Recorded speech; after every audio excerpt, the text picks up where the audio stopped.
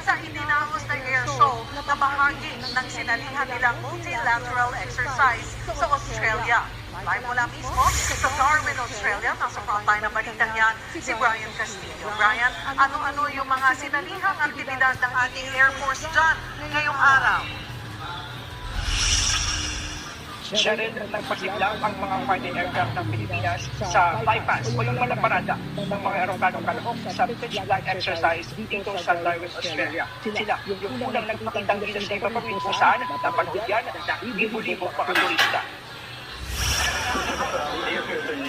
Libo-libong residente at turista ang tumayo sa pamosong Middle Beach ngayong araw para panoorin ang flypast o ang fighter jet demonstration ng mga kalahok sa pitch black exercise dito sa Darwin, Australia. Habang palubog ang araw, una nagpakitang gilas sa himpapawid ang dalawang FA-15 fighter aircraft.